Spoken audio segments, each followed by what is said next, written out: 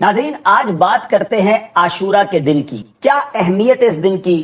کتنا مبارک اور کتنا اہم دن ہے۔ اسلامی سال کا پہلا مہینہ محرم الحرام اور خاص طور پہ اس کی 10 تاریخ عاشورہ جو ہے اسلامی تاریخ میں خاص اہمیت رکھتا ہے۔ ایک ایسا دن ہے جس میں اتنے بڑے بڑے واقعات ہوئے کہ جب پڑھتے ہیں تو عقل حیران ہو جاتی ہے۔ مگر آج اسپیشلی ہم بات کریں گے امام عالی مقام، امام عرش مقام، امام حسین رضی اللہ تعالی عنہ کی شہادت والے دن یوم عاشورہ کو جو واقعہ۔ عاشورہ کے دن کے بارے میں نبی پاک علیہ الصلوۃ والسلام کا فرمان کیا ہے؟ میرے آقا علیہ الصلوۃ والسلام نے خود اس دن کا روزہ رکھا اور صحابہ کرام علیہم رضوان کو بھی اس دن روزہ رکھنے کا حکم ارشاد فرمایا۔ بلکہ اسلام سے قبل بھی لوگ اس دن کی تعظیم کرتے تھے، ادب و احترام کی وجہ سے اس دن کا روزہ رکھا کرتے تھے۔ ہمیں بھی چاہیے کہ عاشورہ کا روزہ رکھیں۔ اب عاشورے کے دن ہم نے کیا کیا کام کرنے ہیں؟ آج یوں سمجھے کہ کچھ عاشورہ کی عبادت کے بارے میں بات کرتے ہیں۔ عاشورہ کا روزہ گناہوں کو مٹا دیتا ہے۔ جی ہاں، نبی پاک صلی اللہ تعالیٰ علیہ وسلم کا فرمان عالی شان ہے اور یہ مسلم شریف کی حدیث ہے کہ مجھے اللہ پاک کے کرم سے امید ہے کہ عاشورہ کا روزہ 1 سال قبل کے گناہ مٹا دیتا۔ سبحان اللہ۔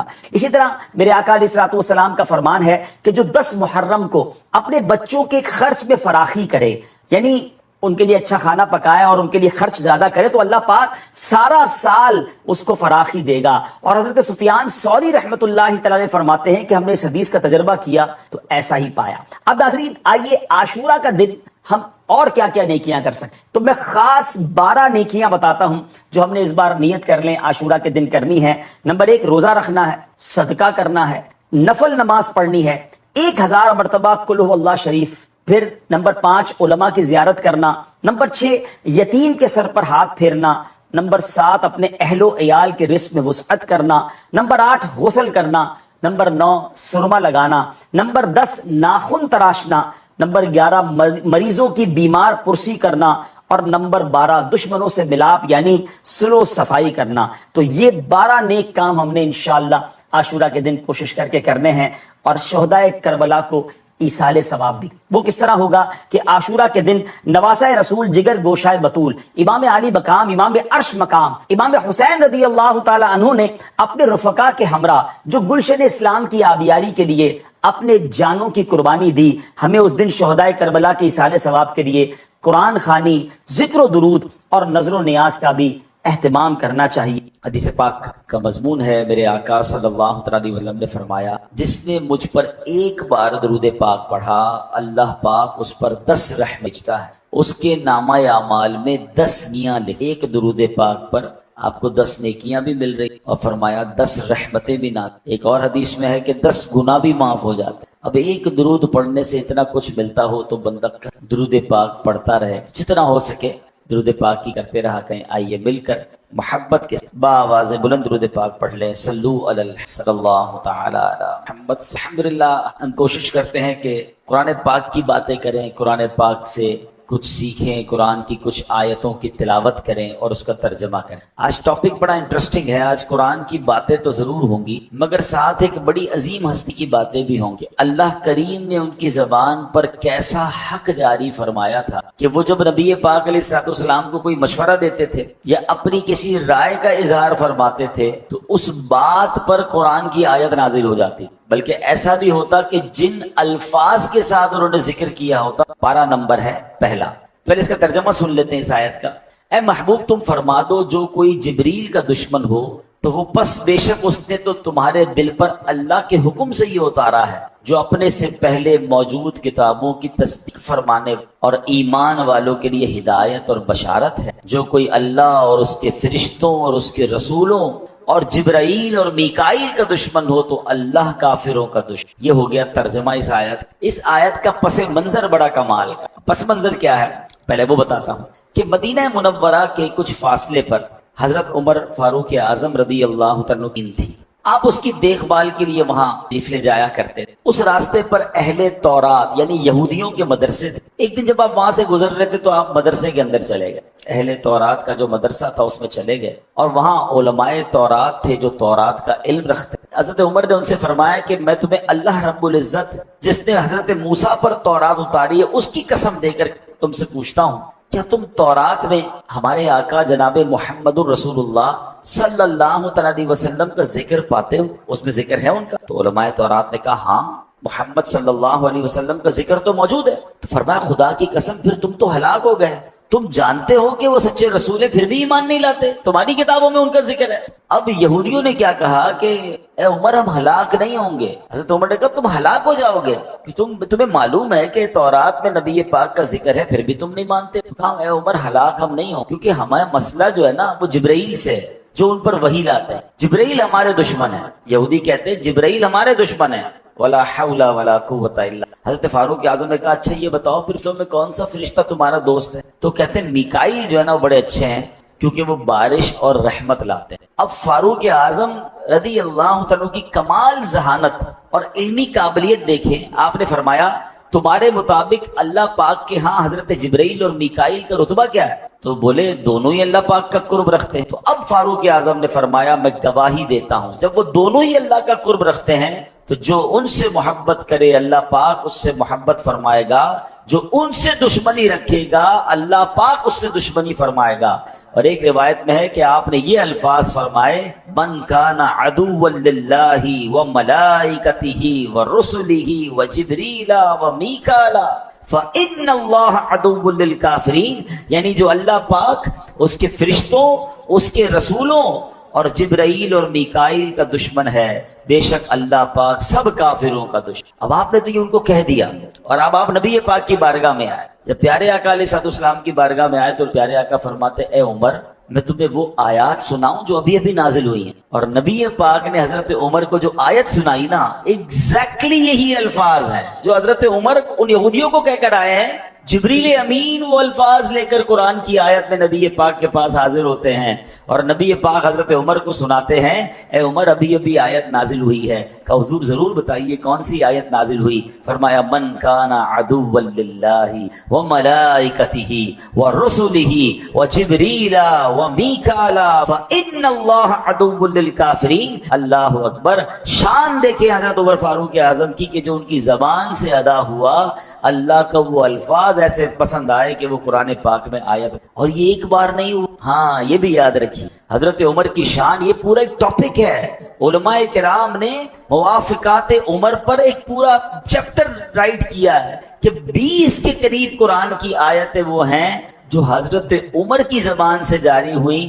آپ نے کوئی مشورہ دیا، اپنی کوئی رائے دی، اپنی خواہش کا اظہار کیا اور سبحان اللہ وہ آیت بنا کر۔ تو آپ سوچیے حضرت عمر کی شان کیا ہوگی جب ہی نبی پاک فرمایا کرتے کہ عمر کی زبان پر حق جاری ہوتا ہے۔ انشاءاللہ میں چند مثالیں بھی پیش کروں گا اور اس آیت کے بارے میں بھی انشاءاللہ کچھ بڑی اہم باتیں ہیں جو ہم سمجھیں گے۔ خوبصورت اشعار ہیں، ملی تائید خدا تائید حبیب خدا، مل گئی تائید اصحاب خیر الورا، دیا حق نے ان کا ساتھ ہے فاروق اعظم کیا بات ہے، پے کرے صدق و صفا ان کے حق میں رسول خدا کی دعا، جب بھی کچھ کہے حق تیرے ساتھ ہے فاروق اعظم کی کیا بات ہے۔ اے میرے پیارے اسلامی بھائیوں ذرا حضرت فاروق اعظم رحمت اللہ تعالی کا مختصر تعارف بھی سن لیجیے۔ یکم محرم الحرام، مسلمانوں کے دوسرے خلیفہ، وزیر مصطفیٰ، ترجمان نبی، ہم زبان نبی حضرت عمر فاروق اعظم رضی اللہ تعالیٰ عنہ کا یوم شہادت ہے۔ حضرت فاروق اعظم عظیم و شان صحابی رسول، محبوب ذیشان، مکی مدنی سلطان علیہ السلام نے یہ دعا فرمائی تھی اللہم اعز الاسلام بعمر بن الخطاب، اے اللہ پاک عمر بن خطاب کے ذریعے اسلام کی عزت میں اضافہ فرما۔ علماء بڑی پیاری بات لکھی کہ میں اور آپ جو عزت والے ہیں نا ہماری عزت کی وجہ یہ ہے کہ ہم ایمان والے ہیں، مگر حضرت عمر وہ ہیں جن کے لیے نبی پاک دعا فرما رہے ہیں کہ اللہ عمر کو ایمان کی دولت دے کر اسلام میں داخل کر کے اسلام کی عزت میں اضافہ فرما۔ اور علماء کہتے ہیں جب سے حضرت عمر ایمان لائے فرام دیٹ ڈے آج تک بلکہ قیامت تک اسلام کی عزت میں ہر گزرتے دن کے ساتھ اضافہ ہو رہا ہے۔ آپ 40ویں مسلمان اور آج 200 کروڑ سے زیادہ مسلمان۔ حضرت عمر نے جب ایمان لائے نا تو آپ گیم چینجر تھے، آپ نے آتے ہی مسلمانوں کو جو حوصلہ دیا، اچھا یہاں نبی پاک کی ایک اور شان دیکھیں کہ حضرت عمر جب ایمان نہیں لائے تھے تو مسلمانوں کو مارتے بھی تھے، خود نبی پاک علیہ الصلوۃ والسلام کو معاذ اللہ شہید کرنے کی پلاننگ کر رہے تھے، مگر جب ایمان لے آئے، اور نبی پاک کی شان یہ تھی کہ جب جلوہ جانا کو کوئی دیکھتا تھا، پیارے آقا کی باتیں سنتے تھے تو جان لینے والے جان دینے والے بن جاتے تھے۔ تو حضرت عمر اب نبی پاک ابھی ایمان لائے ہیں، اور ایمان لاتے ہی عرض کرتے ہیں کہ حضور کیا ہم حق پر نہیں ہیں؟ ہم کیوں چھپ کر نماز پڑھتے ہیں؟ ہم کیوں چھپ کر عبادت کرتے ہیں؟ یعنی پہلے نمازیں پڑھنے پر مارا جاتا تھا، حضرت عمر انکریج کر رہے ہیں نبی پاک کو کہ حضور ہم کیوں چھپ کر نماز پڑھیں، اور صرف 40 مسلمان ہیں، لیکن سبحان اللہ حضرت عمر کا وہ دبدبا، وہ روب، وہ جرت، وہ بہادری کہ اب نبی پاک سے کہتے ہیں حضور ہم علی اعلان نماز پڑھیں گے۔ پھر سبحان اللہ وہ دار ارقم جس میں 40 کے قریب صحابہ ہیں، تو صفا کی پہاڑی کے قریب وہ مکان تھا دار ارقم جہاں یہ مسلمان چھپ کر عبادت کرتے۔ اب تو خیر وہاں پر صفا مروہ کی سفر کرنے کی جگہ بنا دی گئی ہے، لیکن آپ امیجن کریں کہ یہاں گھر ہے اور سامنے کعبہ ہے اور کعبے پر جانے نہیں دے رہے، مگر وہ 40 جب لوگ پورے ہوئے، حضرت عمر نے حوصلہ دیا تو دروازہ کھلتا ہے اور 2 صفے بنا کر مسلمان باہر نکلتے ہیں۔ ایک صف کی قیادت سیدنا عمر رضی اللہ تعالیٰ عنہ کر رہے ہیں، اور ایک صف کی قیادت حضرت حمزہ رضی اللہ تعالیٰ عنہ کر رہے ہیں، اور جب یہ دونوں جا رہے ہیں سبحان اللہ تو کیا منظر ہوگا۔ علل اعلان طواف ہوا اور کفار کھڑے ہیں، ہمت نہیں کر رہے مارنے کی جو روز مارتے تھے، اور حضرت عمر کا وہ تاریخی جملہ تھا، ہاتھ میں تلوار تھی، اور فرماتے ہیں کہ آج کسی کو اگر اپنی بیوی بیوہ کروانی ہو، اپنے بچے یتیم کروانے ہو تو میرے سامنے آ جائے۔ کوئی سامنے نہ آیا، اور فرام دیٹ ڈے مسلمانوں نے عزت کے ساتھ اور شان و شوکت کے ساتھ اور حوصلے کے ساتھ عبادت کرنا شروع کی۔ حضرت عمر تھے جنہوں نے جناب ایمان قبول کرتے ہی مسلمانوں کا گویا لائف سٹائل ہی چینج کر دیا۔ سبحان اللہ حضرت عمر رضی اللہ تعالیٰ عنہ کو اسی لیے کیونکہ نبی پاک نے دعا کی تھی اور آپ نے اسلام قبول کیا تو آپ کو مراد رسول بھی کہا جاتا ہے۔ دنیا میں آپ کا نام عمر ہے اور آسمانوں میں آپ کو فاروق کے نام سے پہچانا جاتا ہے۔ آسمانی کتاب تورات شریف میں آپ کا نام یعنی حق بات کہنے والا ہے، انجیل شریف میں آپ کا نام کافی ہے، اور جنت میں آپ کا نام اقدس سراج ہوگا۔ آپ کے فضائل کیسے ہیں کہ نبی پاک علیہ الصلوۃ والسلام نے فرمایا ما طلعت الشمس علی رجل خیر من عمر، آقا فرماتے عمر سے بہتر کسی آدمی پر سورج طلوع نہیں ہوا۔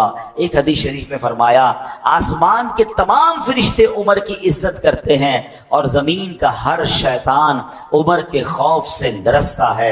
احمد مجتبی مکی مدنی مصطفیٰ صلی اللہ علیہ وسلم نے فرمایا عمر سراج اہل الجنہ، عمر اہل جنت کے چراغ ہیں۔ مزید ارشاد ہوا ھذا رجل لا يحب الباطل، یعنی عمر وہ شخص ہے جو باطل کو پسند نہیں کرتا۔ حضرت عمر کی بڑی ایک پیاری دعا تھی، میں چاہتا ہوں ہم بھی یہ دعا کرتے ہیں۔ حضرت عمر دعا کرتے تھے اللہم ارزقنی شہادۃ فی سبیلک واجعل موتی فی بلد رسولک صلی اللہ تعالی علیہ وسلم۔ آپ کی دعا کا مطلب کیا ہے؟ اے اللہ مجھے تیری راہ میں شہادت نصیب فرما اور تیرے نبی کے شہر مدینے میں موت عطا فرما۔ اللہ نے دعا کیسی قبول کی کہ فجر کی نماز کے لیے جا رہے تھے، آپ پر اٹیک ہوا، آپ شہید ہوئے، مدینے میں شہید ہوئے، اور جنت البقیع میں نہیں بلکہ روضہ رسول میں نبی پاک کے ساتھ آپ کو تدفین کا موقع ملا۔ ساری دنیا میں جب بھی کوئی مدینے جاتا ہے سنہری جانیوں پر سلام نبی پاک کو عرض کرتا ہے، حضرت ابو بکر کو بھی سلام عرض کرتا ہے، حضرت عمر فاروق کو بھی سلام۔ اب ہم بھی دعا کرتے ہیں اللہم ارزقنی شہادۃ فی سبیلک واجعل موتی فی بلد رسولک صلی اللہ تعالی علیہ وسلم۔ اے اللہ ہمیں تیری راہ میں شہادت نصیب فرما اور تیرے نبی کے شہر مدینے میں موت نصیب فرما، جنت البقیع ہم سب کو نصیب فرما، آمین آمین بجاہ النبی الامین صلی اللہ تعالی علیہ وسلم۔ سبحان اللہ۔ اب آتے ہیں میرے پیارے اسلامی بھائی جو آیت ہم نے، اس آیت میں اللہ نے کیا فرمایا؟ جو کوئی اللہ اور اس کے رسولوں اور جبرائیل اور میکائیل کا دشمن ہو تو اللہ کافروں کا دشمن ہے۔ تو اب اس سے سیکھنے کو کیا ملا کہ ہمیں سب سے پہلے تو یہ سیکھنا ہے کہ اللہ پاک نے واضح اعلان فرما دی، اللہ پاک کہ جو رسولوں سے دشمنی کرے اس کے فرشتوں سے دشمنی کرے، حضرت جبرائیل اور میکائیل سے دشمنی کرے، اللہ پاک ایسے بے ایمانوں کا دشمن۔ اس سے معلوم ہوا جو اللہ پاک کے محبوب ہیں، جنہیں رب رحمان نے اپنا قرب عطا فرمایا، ان سے محبت کرنا بھی ضروری ہے۔ جو اللہ پاک کے محبوب بندوں سے دشمنی کرے گا، اللہ پاک کا اس سے اعلان، ہاں یاد رکھیے، دو ایسے کام ہیں، دو ایسی بدبختی والے کام ہیں جن سے اللہ نے اعلان جنگ فرمایا۔ ایک ہے سود کا کام کرنے، ہاں اس کے قریب بھی نہ جائیے گا، کبھی کتنا بڑا نفع کیوں نہ نظر آ جائے، کبھی کتنی بڑی مجبوری کیوں نہ آ جائے، سود پر کام مت کیا، کیونکہ اس سے رب نے جنگ کا اعلان فرمایا۔ دیکھیں دو قسم کے لوگوں کی لڑائی ہوتی ہے، دو مضبوط لڑتے ہیں، ہم کہتے ہیں پتہ نہیں کون جیت جائے، دونوں ہی تگڑے ہیں۔ ایک کمزور اور ایک مضبوط ہو تو بندہ کہتا ہے یار لگتا تو یہی ہے مضبوط جیتے گا، مگر کیا پتا کمزور آج اپنا کوئی داؤ لگا لے۔ لیکن اللہ سے جب جس کی جنگ ہے اس میں تو 100% یقین ہے نا کہ سامنے والے نے برباد ہی ہونا ہے۔ میرے رب کی قدرت کا عالم یہ ہے کہ اللہ سے بہت سارے لوگوں نے جنگ کرنے کی کوشش کی۔ اللہ اچھا دو قسم کے لوگ کون ہیں؟ ایک سود کا کام کرنے والا، ایک اللہ کے پیاروں سے، اللہ کے ولیوں سے دشمنی کرنے والا۔ تو جس نے اللہ کے ولیوں سے دشمنی کی، اللہ نے اس سے بھی اعلان جنگ فرمایا۔ تو آپ دیکھیں جب رب اپنی قدرت کا نظارہ دکھاتا ہے نا، تو نمرود نے خدائی کا دعویٰ کیا تھا، اللہ سے جنگ کی تھی نا، تو اللہ نے اس کو کوئی بہت بڑی چیز سے ہلاک نہیں کیا، اس کو مچھر سے ہلاک کر دیا ہے۔ میرا رب وہ ہے کہ جب وہ چاہے تو اللہ اکبر، پرندے چھوٹے چھوٹے ابابیل جن کے قدموں میں چھوٹے چھوٹے کنکر ہوں، ان سے ہاتھیوں کے لشکر کے پرخچے اڑا دے۔ تو اللہ سے کبھی جنگ نہ کیا، ایسا عمل نہ کریں جس کے بارے میں رب نے خود فرمایا۔ اچھا اب کہاں فرمایا سود کے بارے میں؟ یا ایھا الذین آمنوا اتقوا اللہ وذروا ما بقی من الربا ان کنتم مؤمنین فإن لم تفعلوا فأذنوا بحرب من اللہ ورسولہ۔ اللہ قرآن میں فرماتا ہے، ترجمہ قرآن کنز العرفان، اے ایمان والو اگر تم ایمان والے ہو تو اللہ سے ڈرو اور جو سود باقی رہ گیا ہے اسے چھوڑ دو۔ پھر اگر تم ایسا نہیں کرو گے تو اللہ اور اللہ کے رسول کی طرف سے لڑائی کا یقین، پھر جنگ ہے۔ یہ اس زمانے میں تھا جب لوگ سود کا کام کرتے تھے اور آیت نازل ہو گئی، حکم ہوا کہ جتنا باقی ہے وہ بھی چھوڑ دو۔ اب کے لوگوں کو تو پڑھنا ہی نہیں ہے اس کام میں، اور اللہ کے ولی سے اگر کوئی دشمنی کرے تو اللہ نے کیسے اعلان جنگ کیا؟ یہ بخاری شریف کی حدیث سنیں، حدیث قدسی ہے۔ اللہ فرماتا ہے من عادى لی ولیا فقد آذنته بالحرب، یعنی جو میرے کسی دوست سے دشمنی کرے میں اسے اعلان جنگ۔ کبھی اللہ والوں سے نہیں لڑنا۔ اچھا اب سود تو بڑا کلیئر ہے نا کہ بھائی کاروبار میں ہے یا کسی کو قرض دیتے ہوئے کوئی سود لے رہا ہوتا ہے، سود کما رہا ہوتا ہے، وہ تو فوراً چھوڑ دیں۔ لیکن اللہ کے ولی سے، اللہ کے پیاروں سے دشمنی، یہ تھوڑا سا ٹپیکل معاملہ ہے، کیونکہ ہمیں کیا پتا اللہ کا کون کون پیارا ہے۔ بہت سارے پیارے تو مزارات میں چلے گئے، مگر کیا اب اللہ کے پیارے اس دنیا میں نہیں ہیں؟ کیا اولیاء کرام نہیں ہیں؟ اللہ اکبر، یہ یاد رکھنا ہوگا کہ اللہ نے اپنے ولیوں کو اپنے بندوں میں چھپا کے رکھا۔ ہمیں نہیں پتا کہ ہمارے ساتھ نماز پڑھنے والا، برابر بیٹھنے والا ہو سکتا ہے ہمارا ہی ملازم ہو اور اللہ کی بارگاہ میں اس کا کوئی بڑا مرتبہ۔ تو اس کا مطلب یہ ہے کہ ہمیں سب سے پیار سے بات کرنی ہے، بلکہ حدیثوں میں تو ایسے ایسے الفاظ ملتے ہیں کہ کچھ لوگ ہوتے ہیں جن کے پرا گندا بال ہوتے ہیں، میلے کچیلے کپڑے ہوتے ہیں، جن کو کوئی اپنی محفل میں نہیں بلاتا، وہ نہ آئے تو کوئی نوٹس نہیں کرتا، مگر اللہ کی بارگاہ میں ان کا وہ مقام ہوتا ہے کہ اگر وہ قسم اٹھا لے کسی بات پر تو اللہ ان کی قسم کو پورا فرمائے۔ ہمیں ایسے لوگوں سے زیادہ ڈرنا چاہیے جن کو کوئی نہ پوچھے نا کہ یار یہ تو بڑا عجیب سے کپڑے ہیں، میلے کچیلے ہیں، کوئی پرسنالٹی بھی نہیں ہے، کوئی بلا بھی نہیں رہا، کیا معلوم اللہ کی بارگاہ میں اس کا کیا مرتبہ ہے۔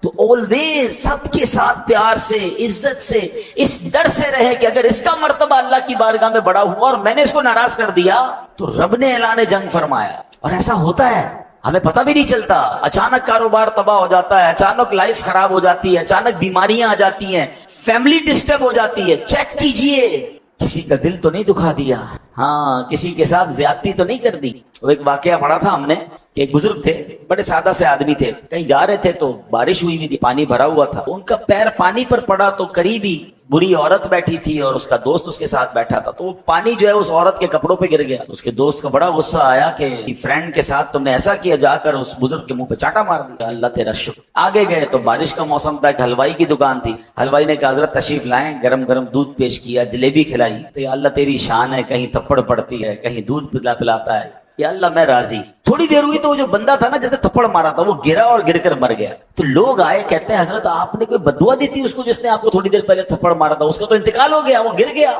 تو بڑا کمال کا جواب دی, فرمایا اس کی دوست کو برا لگا تو اس نے تھپڑ مارا, کوئی میرا بھی تو دوست ہے, جب اس نے مجھے تھپڑ مارا تو پھر اس نے اپنا بدلہ لے. یہ غریب اور مسکین لوگ ہمارا بگاڑ بظاہر کچھ نہیں سکتے, مگر اللہ پھر جب ان کی طرف سے بدلہ لیتا ہے نا تو ظالم بچتا نہیں ہے. تو اللہ کتنا ہی بڑا مقام آپ کو کیوں نہ دے دے, کتنے بڑے مکان اور گھر اور گاڑیاں کیوں نہ دے دے, اسٹیٹس کیوں نہ دے دے, کبھی کسی غریب کو پیر کی سمجھنا. ہاں کبھی کسی جس کو کہنے کہ پرسنالٹی نہیں ہے اور آپ کہہ رہے ہیں اس کو کیا, اس کی کیا, اس کا دل تھوڑی ٹوٹتا ہے, جو منہ میں آیا کہہ دیا, ڈانٹ دیا, جھڑک دیا, ذلیل کر دیا. نہیں, اللہ کے کسی ولی سے, اللہ کے کسی دوست سے اگر کوئی دشمنی کرے تو اللہ کا اس سے اعلان جنگ ہے, پھر سب کچھ برباد ہو جائے گا. اچھا یہ تو اللہ کے ولی کی بات ہو رہی ہے نا, عام مسلمان کا دل بھی تو نہیں توڑ سکتے.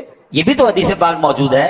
میرے آقا علیہ الصلوۃ والسلام فرماتے ہیں من آذا مسلما فقد آذانی, جس نے کسی مسلمان کو تکلیف دی اس نے مجھے تکلیف دی. ومن آذانی فقد آذ اللہ, اور جس نے مجھے تکلیف دی وہ ایسا ہے اس نے اللہ کو تکلیف. کسی بھی مسلمان کو آپ تکلیف دیتے ہیں, نبی پاک فرماتے ہیں مجھے تکلیف دے, تو کیوں دینی ہے تکلیف بھائی؟ محبت پیار عزت کے ساتھ رہیں. اور ہم نے دیکھا ہے بندہ کتنے بڑے مقام پر پہنچ جائے, اگر نارمل لوگوں سے بھی پیار عزت کے ساتھ رہتا ہے اللہ اس کی عزت اور بڑھا دے, اس کا مال اور بڑھ جاتا ہے. تو بہرحال اب آپ غور کریں کہ اس آیت میں اللہ نے واضح اعلان کیا کہ اللہ کے محبوب بندوں سے اگر دشمنی کرے تو پھر اللہ تمہارا دشمن ہے. تو اللہ کرے کہ یہ بات ہمیں سمجھ آ جائے. اچھا آگے چلتے ہیں. ایک بار حضرت عمر رضی اللہ تعالیٰ عنہ نے مقام ابراہیم کے پاس جا کر کہا کہ یا رسول اللہ, کیا ہم مقام ابراہیم کو مصلی نہ بنا لیں؟ آپ نے کہنا ہے, اور قرآن کی آیت نازل ہوتی ہے وَاتَّخِذُوا مِن مَقَامِ إِبْرَاهِيمَ, اور اے مسلمانوں تم ابراہیم کے کھڑے ہونے کی جگہ کو نماز کا مقام بناؤ. ایک بار کیا ہوا, حضرت عمر نے نبی پاک علیہ الصلوۃ والسلام سے عرض کیا یا رسول اللہ, اگر ہم صفا اور مروہ کا طواف کریں, یعنی اس کی سعی کریں, صفا مروہ کے پھیرے لگائیں تو کتنا اچھا ہوگا. اس وقت پھیرے اس طرح نہیں لگائے جاتے تھے, آپ نے یہ مشورہ دیا ہے جو حضرت عمر فاروق کی زبان سے آپ مشورہ دیتے تھے, آپ رائے دیتے تھے, اور قرآن نازل ہوتا تھا. اب ہمیں اس سے یہ بھی سیکھنا ہے کہ ان کی تو زبان پر حق جاری تھا, ہم کتنا قرآن پڑھتے ہیں, ہم کتنا قرآن سے فیض حاصل کرتے ہیں. اللہ کرے کہ ہم بھی دل و جان سے قرآن پڑھنے والے بن جائیں. ایک حدیث پاک میں ارشاد ہوا کہ صرف قرآن پاک کی آیات نہیں بلکہ آسمانی کتابوں کے الفاظ کیسے موافقت رکھتے تھے. پیارے آقا علیہ الصلوۃ والسلام نے فرمایا اللہ پاک نے حق فاروق اعظم کی زبان پر رکھ دیا ہے, یعنی آپ کی زبان سے جو نکلتا ہے حق ہوتا ہے. سبحان اللہ. ایک بار کیا ہوا کہ حضرت کعب جو تورات شریف کے عالم تھے, آپ نے فرمایا آسمانوں کے بادشاہ کی طرف سے زمین کے بادشاہوں کے لیے بڑی تباہی ہے. یہ جملہ سننے کی دیر تھی, فاروق اعظم نے بے ساختہ فرمایا الا من حاسب نفسہ, یعنی جو اپنے نفس کا محاسبہ کرتا ہے اس کے لیے تباہی نہیں ہے. حضرت کعب کہتے ہیں خدا کی قسم تورات شریف میں یوں ہی لکھا ہے, یعنی جو میں بتا رہا تھا اس کے اگلے الفاظ وہی ہیں جو عمر آپ کی زبان سے جاری, یعنی جو آپ کی زبان سے جاری ہوا وہی تورات میں موجود ہے. اللہ کریم حضرت عمر کے مزار پر کروڑوں رحمتوں کی بارش نازل فرمائے.